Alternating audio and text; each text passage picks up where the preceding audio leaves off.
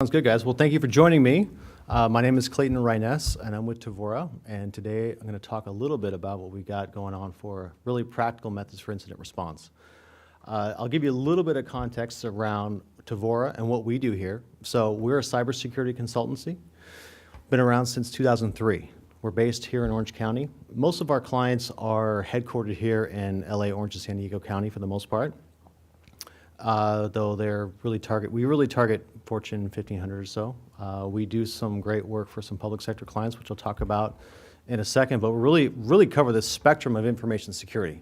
I have two counterparts, Christina Whiting and John Huckabee. They handle our risk and compliance practice and healthcare practice, respectively. And that's me on the right. So I oversee our threat practice, which includes all the offensive security stuff that we do, red teaming, penetration testing, including incident response.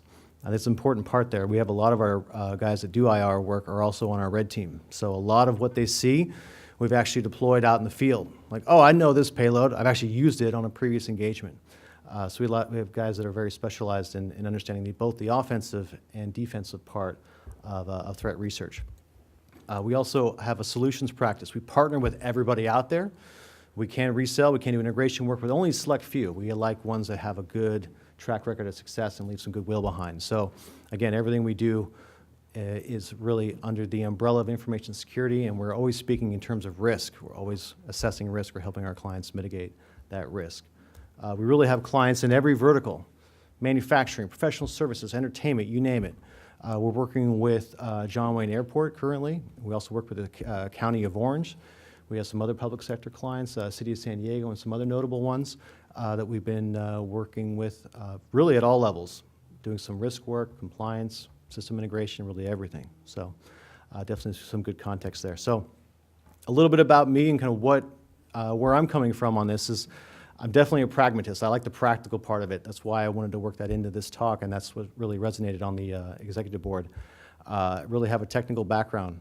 Went to UC Santa Barbara, studied computer science, came up doing IT operations, compliance, security became a larger and larger part of what I was doing. Now I've been here at Tevora for 6.5 years running the practices that you saw earlier. So let me set the frame here. This is really important for what we see as important for an effective IR program. And this is based on what I've seen out in the field. I've seen the good, the bad, and the ugly. Plans that work, plans that don't work, people that are prepared and totally unprepared. But there's things we've been able to distill out that are really essential, right? There has to be a plan for all steps in the kill chain and to be able to detect, contain, and remove, and then restore operations from an incident, right? This is essential. Sounds daft, but that's actually what you have to have a plan. All aspects of it have to be accounted for. We see a lot of people that really just handle one or two of these. You have to have all four, right? The plan has to be practiced. This is your fire drill. Again, if you've never seen the plan or the plan goes in SharePoint, no one looks at it, it's not updated, I've seen it all, right? We shouldn't be reading the plan when it's time to execute the plan. It should be muscle memory at that point, right? You need to really measure the effectiveness of the plan. That is one thing you always want to improve the plan, obviously, but knowing how well you fared on the last incident, the last engagement, and being able to feed that back into your improvement plan is definitely essential. The residual risk of your plan, your IR plan, either needs to be transferred or accepted by a third party, accepted or transferred to a third party. What do I mean by that? So there's a certain level of competency and control maturity that you'll achieve with your IR plan. There's always a little bit of risk left over, right? You're either accepting that, or the business is accepting that, or you're transferring that to a third party through insurance or otherwise. There should be no surprises at the end. Think of your worst case scenario. If you have a breach, what is it really going to look like financially and from a brand standpoint, potentially for your organization, right? Appeal to a higher authority when breached. I use this in quotes for a reason. This is a little bit like people self-prescribe a breach. They say, oh, I've been breached. I wouldn't use that word. That word's it's a loaded word. It's a legal word. It's important that you use it properly. Don't ever self-prescribe a breach if you can help it. This is a little bit like the Hillary Clinton email investigation. James Comey, he said, Loretta Lynch said, call it a matter, not an investigation. Investigation has certain legal meaning, right? This is no different here. So breach, I would not throw that around lightly. This is definitely a loaded and interesting term. So how do you get started? Everyone's got a plan. It's written somewhere, again, probably in SharePoint, not looked at, not reviewed, not interesting. You got to start with a framework. There's a lot out there. I just picked some of the top ones that we come across often. ISO is good. ISO is a little pie in the sky. I like NIST. You guys are public sector, go with NIST. So NIST 61, revised a couple years ago, well, probably 6 years ago now. It's actually really good, very practical, very actionable. So we've aligned most of our clients when we're doing advisory work and aligning to an IR standard, we're usually aligning to NIST. A couple of terms it's worth clarifying here before we dig in. An event. So an event is something that's observable, a log of some kind, right? Something, some action, some data point. We're defining an incident as really a fact pattern or a pattern of events that create a thing, right? An incident. And that can be unknown. You don't have to know everything about your incident up front. It's important that we use these terms consistently. Of course, a breach means, right, we've had an incident where there's been a loss of chain of custody of data. Right? It's not just someone has remote access, that can be an incident, but unless they've recovered data, exfiltrated data, typically we won't assign that as a breach, or the authorities will not assign that as a breach, right? Some things here. Fallacies. Let me tell you about what we hear a lot. You may have said some of these things. You may have heard your colleagues say some of these things. Well, I'm not really a target. I don't have interesting data. I've got some resonating, right? Deflection, right? This isn't really, I don't really need to worry about this. I'm not really a target for any of this. I don't have any sensitive data, right? Most of the victims that we see, it's opportunistic. They fished you, and they're not necessarily targeting you. They're seeing if they can target you, right? If you've got your defenses down, they will definitely find a way to embarrass you. You hear this one too. Well, that may be true, but if I was breached, it really wouldn't have an impact because, shoot, I don't have any sensitive data, or there's nothing really important happening here. We can still do whatever we need to do without that, right? In almost every case, there's credential theft and service disruption to clients that have had a breach. So you may have no data. They may not exfiltrate any data. You may not be worried about anything at all, but ultimately there is an impact to the business. In a lot of cases, the service interruption is big, because what's usually targeted? Email systems. Management may say, yeah, we can go a day without email. Your BCDR plan may say that, but you know 5 minutes in, they're going to be, hey, when's the email coming back up, right? It's definitely an important piece of it. If I'm breached, I'm just going to enact my IR plan. Fire alarm goes off. I know how to evacuate. I'm going to go ahead and evacuate. Not a problem, right? The biggest issue that we see is most of our IR time is spent determining if there even is an incident, or much less a breach. You've seen it before, right? You've seen, I got some weird behavior, or a user did a weird thing, or I got this one client that popped up, got an alert. I don't know if something's happening, right?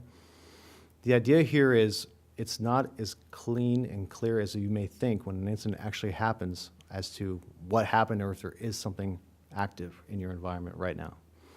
That's a big thing. So a lot of what we do is helping our clients prepare for making the determination if there is an incident and something actually happening.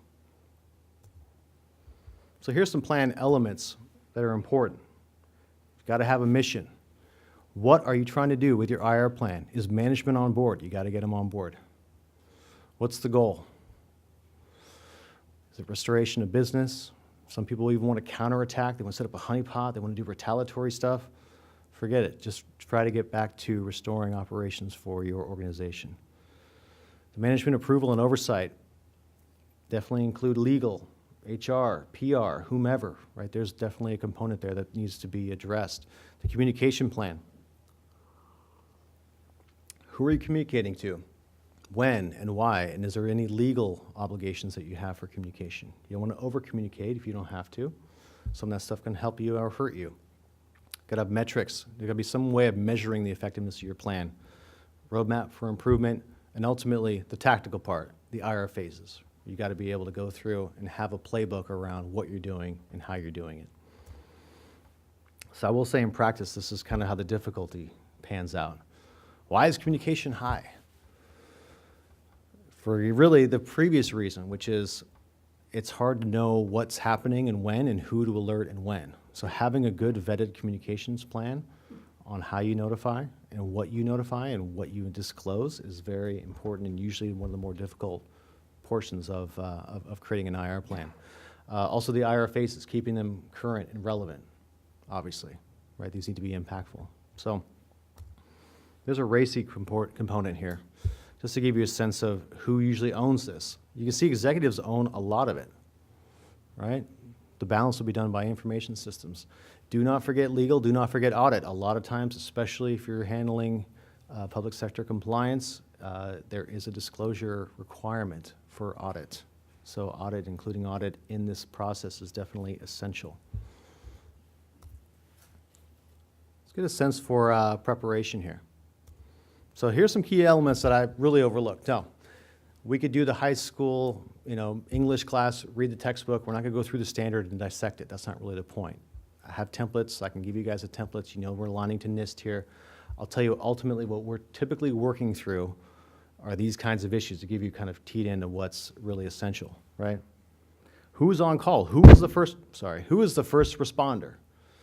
Especially in shops where they don't have a 24/7. It's like, well, we look at our email in the morning. Well, what happens in the evenings? What happens over the weekends? Is that defined? Let's start there. Who's on call? Who is the quarterback for an incident at any given time?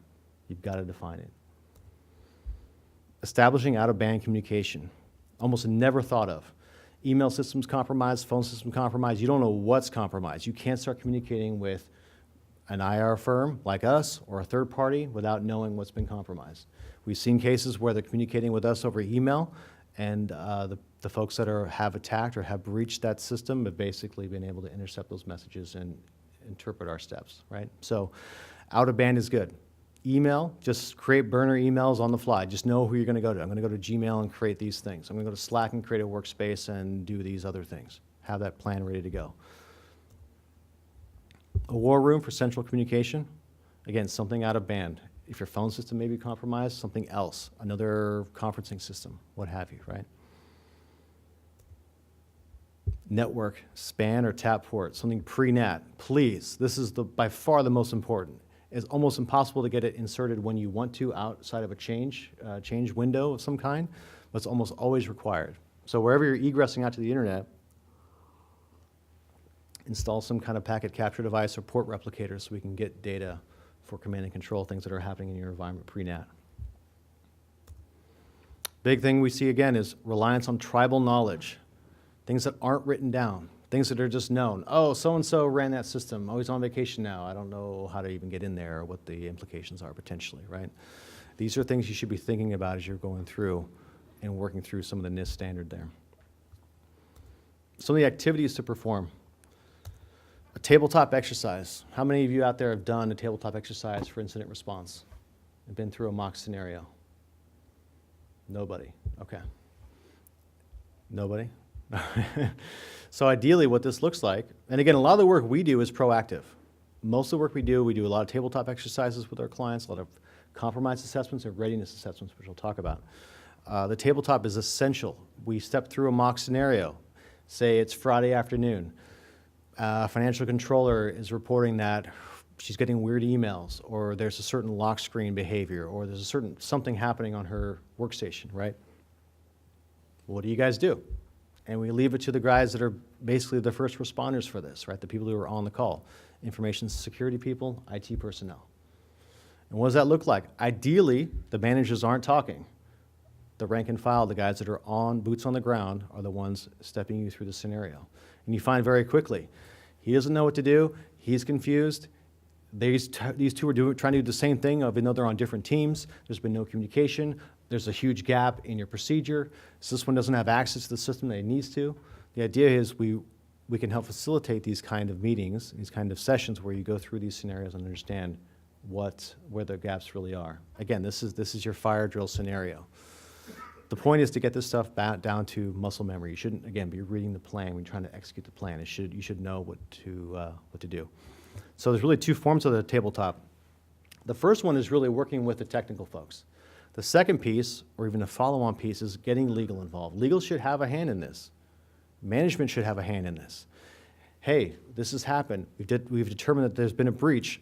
What do you plan to disclose? Well, I'm going to disclose X, Y, and Z, or talk to our lawyer. We're going to craft some copy. We're going to do a press release, or whatever it ends up being. There's definitely an inclusion of non-technical folks in your tabletop exercise. Do a compromise assessment. What does this mean? We do a lot of compromise assessments, and what we do is we look for past indicators of compromise, right? IOCs. We're basically looking for people that have breached you in the past, but you don't know about it.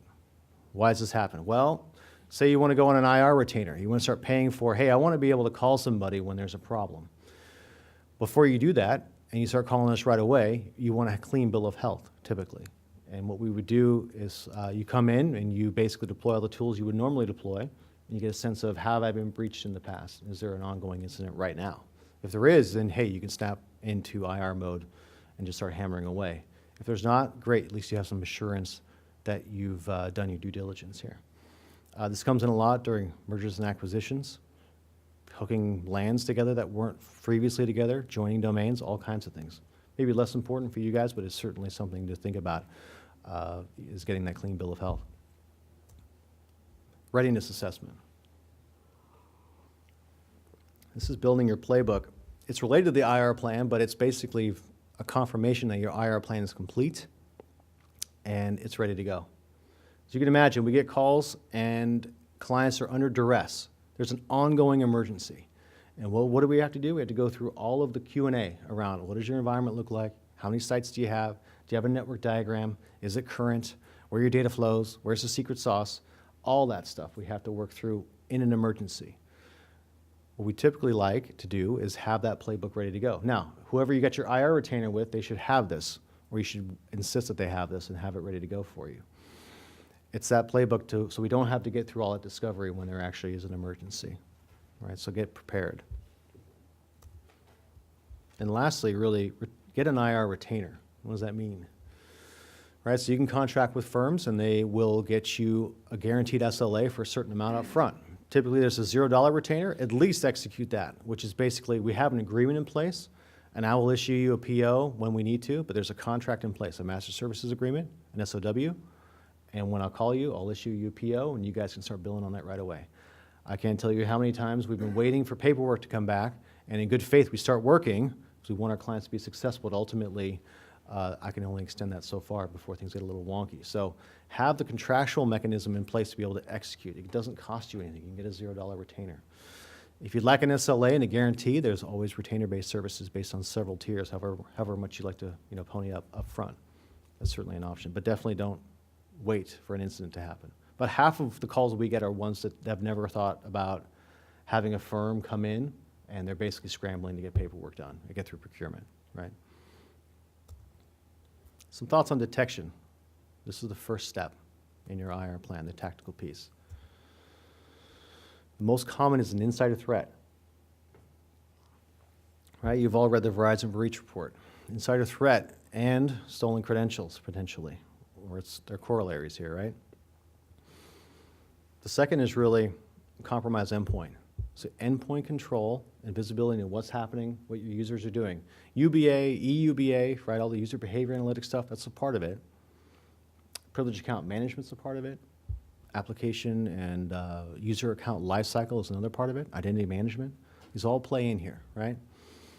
Where do we see this? Well, insider threat cannot necessarily be someone malicious. It could be something that they went home and picked up some malware and now they're coming into the office and they've just been compromised, right? But most of what we see, I would say 90% of what we see meet one of these two criteria. So think about what your coverage is on these areas. If you had a compromised endpoint, would you know it? If you did, could you contain it? If you contained it, could you be reasonably assured that this is the only infected endpoint at this point, right? So there's some common issues. There's way too much focus on prevention. I've got the best next-gen AV, or I've got application whitelisting, or I'm running Carbon Black, and I've got everything locked down. It's great. Awesome. Right? The big thing is most of our immature clients don't really have anything for containment. They start at about 65% of their effort, their spend, their attention is really around prevention, and the rest is around detection. The problem is when they detect it, they almost never have the tools in place to be able to do anything about it. And that's always the ask. It's like, hey, I've got this stuff, I've got these infected hosts, what can I do? Like, well, short of sneaker netting it, running all around and unplugging them all at the same time, we're going to do something very creative, very manual at that point. Maybe we write a PowerShell script or something. But almost immediately, if people think, I don't really want to, I'm not going to do threat hunting, I'm not an advanced shop, that's not really a problem for me. But ultimately, once you do have an incident, you want to be able to basically do containment. So if you're at the more immature side of the spectrum, that's okay, you're in good company. Most firms kind of fall in this area. Ones that are doing it really well have a pretty good balance, about 35, 30, 35. Right? It's not all about prevention, it's about detection and containment at that point primarily. Right? They know they're going to get breached. There's IoT devices, there's 0 days. We have an expression, right? 0 days can happen to anybody, and they do. You can have all the protection in place, but there could be a new exploit that comes out, and you're going to be vulnerable. You've got to be able to detect it and contain it. That's essential. Really no means to remove. I kind of mentioned this earlier, right? So EPP, or endpoint protection, versus EDR, endpoint detection and response. We have people that, again, think they're low on the maturity scale and go for an EPP solution, and at the very end, it always ends up with like, well, how do we contain? Well, you can't with this tool set. We got to deploy our own agents now. We got to deploy our own stuff, right? And you're wasting valuable time at that point. The big thing is missing events, right? You all remember the TJ Maxx breach from years ago. They said millions of cards were breached, 145 million or whatever. The fact is they don't know how many cards were breached because they don't have any log source. There's no way to validate or confirm when certain events happened. There has to be a system of record. Now you may say, oh, central logging, Clayton, you're talking about central, everyone says central logging. You don't need to use it during the event necessarily. There needs to be some way to forensically go back and reconstruct the timeline. Timeline is very important, and if you don't have a system of record for that, the timeline expands. Therefore, your breach expands. Therefore, your breach liability expands. They're all related. So again, it doesn't have to be glamorous here. Do you need a SIM? No. You need logging. You need something, right? There's open source tools that can do this stuff. Just get a data source put together that's comprehensive. You can dig through it later, right? That's the idea. The second part of this, it's really understanding what's normal. We have a lot of people that look at their logs and are like, oh, I'm getting all these weird login errors, or there's these weird account things happening. Turns out it was normal. They never looked at it in the first place. So there's really no baseline and really no way to understand what's normally happening in this environment. So it's important that you look at what you've got before the incident happens. This is a big one. Destruction of evidence, right? The FBI will tell you this. The cops will tell you this. By the way, everyone says if I have a breach, they're going to call the FBI. Well, unless it's over $50 million, they will not take your case. They'll refer it back to local law enforcement, and you've lost time. So call the cops before you call the FBI. Because you just go in queue and it's massive. Everyone's reporting to the FBI for no reason. And the cops are going to come, your cybersecurity will come on site, and what they're going to do, they're going to want to take a memory dump of the systems that you think are affected. They're going to want to take a disk image of that, right? And if you've rebooted it, if you've taken it offline, you've destroyed evidence, and you've hurt their case or their ability to figure out what actually happened. If you're looking for restitution in any way, do not destroy evidence. It's very tempting to think, I've got this host, I'm going to clean it, I'm going to reboot it or take it offline. Most of the stuff's memory resident these days. We're not writing anything to a disk. Malware is typically not writing to a disk. I know when our guys do red teams and they're going in covertly, they're not writing things to disk unless they really have to. This stuff's memory resident. So if you delete it or reboot it, you've lost that. It's a critical part.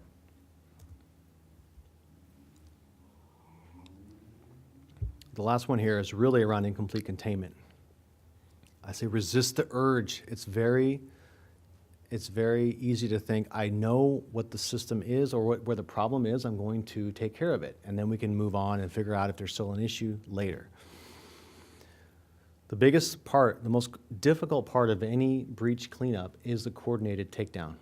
You have to do it quickly and completely. So we see it on red teams. We do a lot of red teaming, again, on our offensive side. Someone will find a system, something weird going on, or I see command and control, let me shut it down. Well, we got 7 more. And when you shut down those 3 or 4, we're just going to spin up some more over here. And you are always going to be in a scenario where we're just moving throughout the environment and you're never quite sure where we're going to pop up next, right? That's the idea. When you have real containment, you know everywhere that we're playing and you shut it off at once, and we cannot establish new command and control. That's definitely an essential piece. So resist the urge just to cut it off quickly if you don't know what's going on and what else may be effective. This is definitely an interesting piece. So you've gotten through detection, thinking about like what's important to work into your plans here for detection. Let's talk about containment. Again, you got to move quickly and completely on these things, right? If you don't know where the bad actors are and what systems are compromised, you cannot move to containment. They will basically understand. I had a couple clients that were basically doing this cat and mouse with containment, and they started seeing huge amounts of data being exfilled. Why? Because the attackers were like, oh, they're on to us. Let's start getting our stuff now, right? And it got worse. They didn't have containment, and now they're exfiltrating data like crazy, and they had no way to really control it. So before you get containment, you got to know what's going on. The only reason you would move out the timetable and push for containment is when you see data being exfilled. Don't freak out about command and control.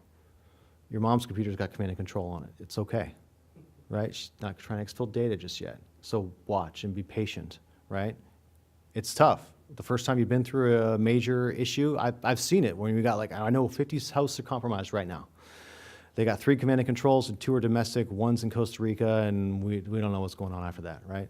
And you're just waiting, and you're waiting to make sure that you know that when you cut them off, they're really going to cut them off. So we've gone up against Fin7. We have a lot of restaurant clients you may have seen on the client list, targeting cardholder data. So we reverse engineered some of their malware. We know who they were targeting. They actually, stupidly, they were putting the client or restaurant names actually in some of the malware that they were targeting. They're targeting their POS specifically. So we're doing proactive calls like, hey, we're not a client, but we saw this in some malware. You may want to be, here's some indicators of compromise or an attack that you may want to be looking for in your IDS, IPS, or your SIM. That's really, I think, an important piece on really on hunting, right? So looking for indicators of compromise. Again, most of the stuff's memory resident only. If you don't have a way to get a memory dump, that's fine. Find someone who does. There's open source tools for this. It's Google search it. Hey, how to get a memory dump? You can get it. It's okay. You don't need to do the forensic work on it. You can call firms like us to be able to get that done. A lot of this code is polymorphing. It's going to change signature. It's written to change its own signature. A lot of people like Tanium, because Tanium's like distributed, and I can go, oh, find me this hash, and wherever this hash is running, that's how I'm going to know what systems are compromised. This stuff changes, right? This stuff lays dormant and may not assemble until later, right? The idea here is you basically need someone who knows what they're doing when it comes to hunting and hunt teaming. And really, I think the most important thing is know when you're out of your element and call the IR team. We have people trying to hero these things, and it can get pretty ugly. So know when you're out of your depth. That's definitely an important piece when it comes to containment. Let's talk about the tools. Again, we're partnered with everybody. We're not beholden to anybody, but I tell you, these are the ones we come back to. Now, endpoint space, very crowded. Very crowded. If you've been to RSA or Black Hat in the last 2 years, it's endpoint, right? Some work, some don't. Some prevent, some don't. I'm under NDA. I can't tell you exactly who we've tested in our lab, but there's ones that are on this list for a reason. It's because they've been proven, and our teams actually use them. Now, be careful with Carbon Black. Carbon Black has 3 products, right? Carbon Black Defense, Response, and Protection. So we're talking about Carbon Black Response, which is the old traditional Carbon Black product pre-Bit9 merger, if you're all familiar with that, right? Why? It works really well in incidents. So if you were to call us, more than likely we'll be reaching for Carbon Black or Cyber Reason to be able to deploy that endpoint. Cyber Reason is good. Cyber Reason I don't think is as good as Carbon Black Response yet, but they're getting pretty close.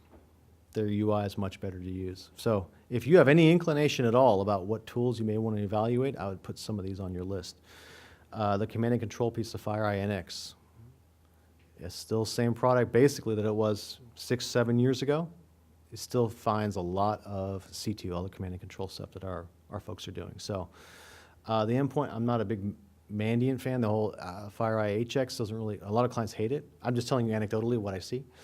A lot of clients don't like it, but ultimately the NX is good at checking and seeing those micro registrations for DNS entry stuff, DNS work, and the command and control. Let's talk about recovery. Getting back to normal, right? So you've got containment, you ejected the advanced threat. This is what you should be thinking about when you're working up your plans. You should have an incident response component to your BCDR plan. I see BCDR plans all the time, and they have acts of God and everything else under there. There's nothing about a breach. Why? Well, that's most of the time when you have to recover, it's because not something accidental happened. Most of your systems are fault tolerant and redundant. Even if they're not, you kind of know what you're facing. Not a big deal. Most times people have to recover from actual incidents, and they're totally unprepared to be able to do that. It's a little bit different animal. Right, so make sure that your BCDR plans include what you're doing in cases of a breach. Clean or known good images. If you're in VM world, right, get your VM squared away. Know what you're doing. Something air-gapped, right? Disk images, DVDs, whatever. Something from your MSDN subscription, something that you know is known good that's not attached to the network that you have as a good basis for a jumping off point. You don't have to get every patch, but get every system that you would really want to be able to recover from. There's a lot of cases where people don't have clean systems to be able to restore to. They have the data, but no systems. We're building those from scratch. Very painful. So, ask whoever's doing the IR for you guys, or ask someone who knows on your team. Maybe you guys know if you've gotten domain admin. So DA creds. Why are DA creds important, right? You guys know of the golden ticket? Active Directory is terrible when it comes to security because it does a lot of things for convenience. Like, oh, I can't, domain's not reachable, but I still want the user to be able to log in. Well, those credentials are cached, or the hash is cached here, right? If there's a domain admin ever logged into this workstation, we could pull the hash off of here and basically either reverse it or pass the hash in a lot of scenarios, right? Why is DA important? Well, you could basically get access to the certificate, the key signing certificate for Active Directory. So you can basically move as a super user indefinitely. You can't replace it. This is an Active Directory flaw. So once it's compromised, you're done. You could have someone in there maliciously moving around and creating accounts for themselves, and you wouldn't be able to stop it, basically. So this is a tough one because you can get DA pretty easily, right? But to do it right, you basically have to blow up the domain and start over. Does that sound like something you guys want to do this weekend? No. So there's some protections in place. I'll talk about that a little bit at the end, but it's definitely a tricky part. Continue to monitor, right? No early celebrations. It's never over till it's over. There should always be a little bit of doubt in your mind for weeks afterward, right? We've had good containment, very high likelihood that I think we got it. We're vigilant for at least 3 weeks afterward. You want to stay on top of it, stay monitoring, stay in alert mode, right? Really close the process loops, if there are any, right? Do your full write-up and debrief session. It's the last thing you want to do. Trust me, I've been there, right? You don't want to like, oh, I just went through hell to get this whole thing contained, and I got to write it up for me. It's okay.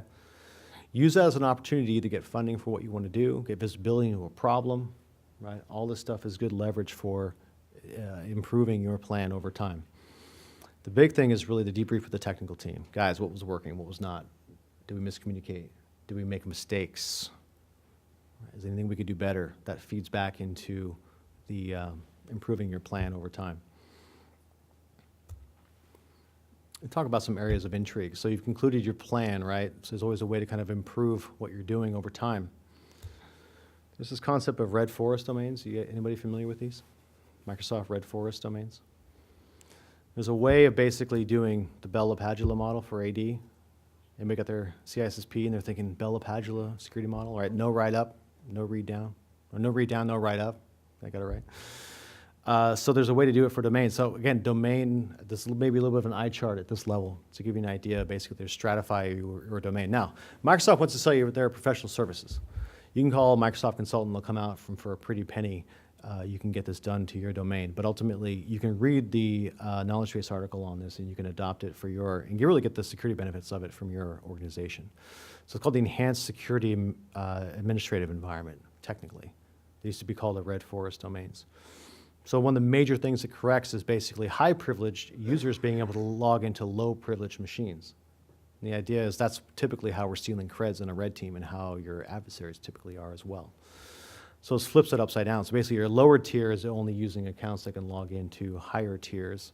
So it's actually separate accounts. So worst case scenario, you got a keylogger on an endpoint and they're getting your creds for some of the higher tiers. But ultimately that's a lot better scenario than saying, I had a domain admin once upon a time log into this tier 2 system and now I've got domain admin creds that are compromised. That's very hard to clean up from.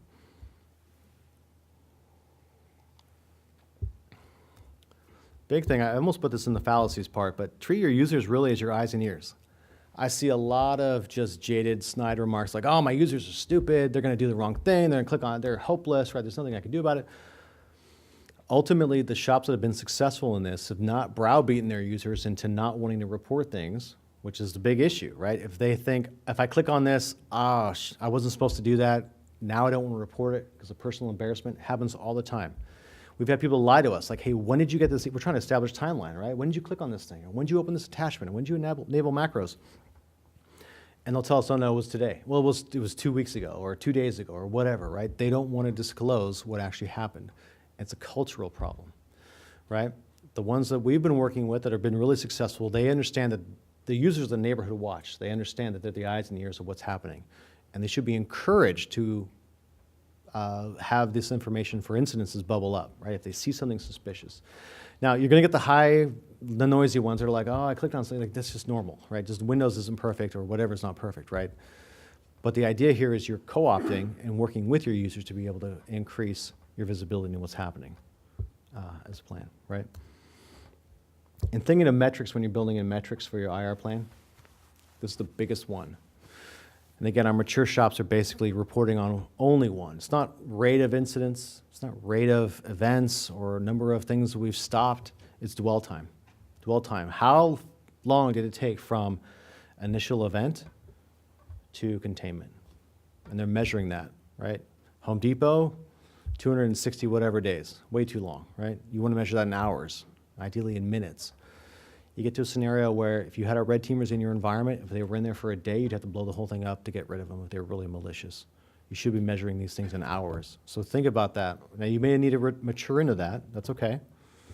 But ultimately, you should have a point where you're basically reporting on dwell time, how long it takes for you to contain an incident, basically, right?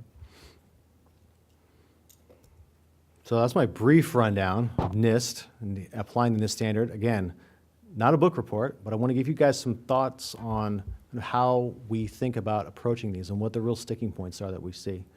I have a cybersecurity response plan that I can distribute to you. Come see me afterward. I'd like to get your card, and I could reach out and basically share our plans that we've got with you. But I wanted to just pause there and take any questions. We're about 40 minutes in here. Any thoughts, any questions about what you saw today? You had something under BDDR plan. BCDR plan? I said B is boy. Business continuity, disaster recovery? Oh, it was a typo? Oh, it was BCDR, business continuity, disaster recovery. That's what. Yeah, BCDR, I never sorry. heard of BD. Yeah, just a typo there. Polite company. Does anybody have any? Yes. When it comes to, I've heard this before, and heard it already a couple times today, preserving evidence, being patient. How do I tell my C-level executives that are saying, just get it back up? Right. Yeah, that's definitely tough. You're couching it in terms of risk, ideally, which is if we push for containment now, there could be it could get worse, right? That is a tough sell, I get that. But ultimately, I think it comes down to executive speak in terms of financial risk. If you can couch it that way, I think you'd be probably be better off. Because again, sometimes if you're down, that is really tough. That is really tough. You may not win that battle, but oftentimes we're assisting our clients in making that judgment case. Because again, it comes from our experience, right? Like, hey, I've seen this before. If you don't do this, it could get worse. We see people doing that a lot. So perhaps some anecdotes will help too. Like, hey, I've had peers that have done this. It hasn't turned out well. That's definitely a key part of it. Part of the dilemma is going to be the data owner. If they're the data owner, let's say in critical infrastructure, you need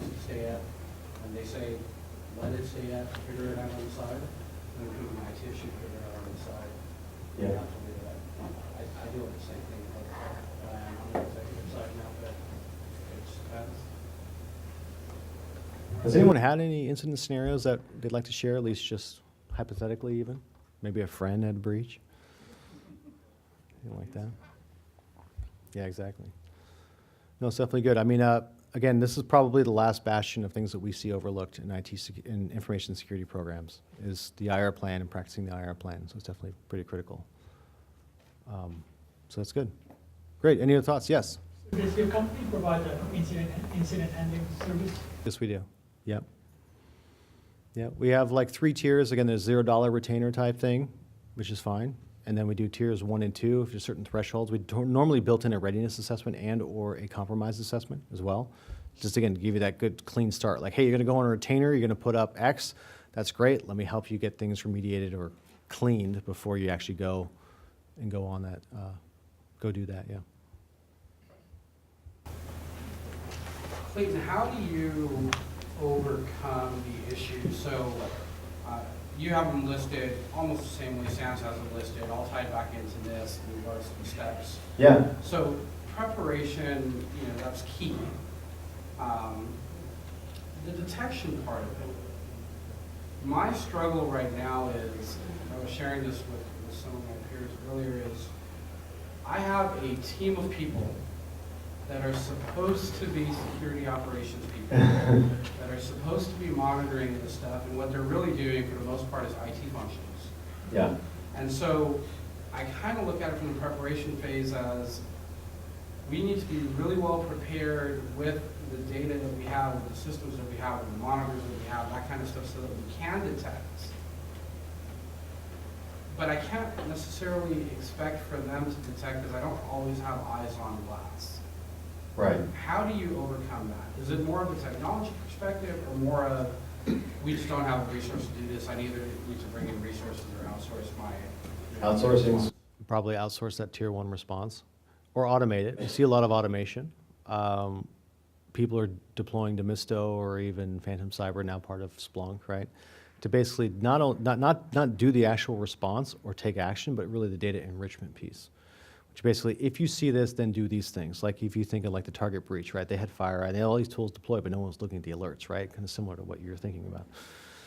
The idea would be you can programmatically at least get to a point where there's some basic automatic triage, if you will, of incidences that are coming up. And then, hey, you get it paid. Or someone's getting a text getting elevated or escalated automatically through automation. So let me ask another question in regards to that, because I'm actually revamping my environment's entire IR plan, because I'm new to public sector, came from private sector. Private sector is much more mature in this space than some of the entities I've seen, or at least internally. The out-of-band communication, what do you guys typically use? I mean, we're looking at solutions like Everbridge as an example for out-of-band communication, so that if the network is down, compromised, email doesn't work, VoIP is out, something like that. Is that? Yes, exactly. Yeah, I mean, we're typically using like Uber Conference and Slack, because we can just, again, create just burner emails, spin up a Slack instance for free, and we're hammering away, and we're ready to go. People love Slack, so just embrace it, right? Sorry. I have one last question for you. Yeah. I don't think I'm taking anybody else. No, you're you're asking me. In regards to the lessons learned part, I'm proposing that documentation needs to be happening across the board during an incident, right? Not at the end of an incident where you're trying to remember who did what. Yeah. That needs to be continually scribed by somebody, an incident response manager, a help desk person, something to that extent. In regards to the lessons learned aspect of it, at least I didn't capture it. What would you suggest within what time frame? Because I'm initially suggesting within a week of the incidents, if we properly wrote everything down, we should have that lesson learned piece of it, set up a call, talk about it, document it, and identify it. I think a week is definitely good. Yeah. Got to have fresh memories on that for sure. Yeah. That's all. Thank you. Okay, great. Any thoughts, concerns, questions? Okay, great. Thank you, guys.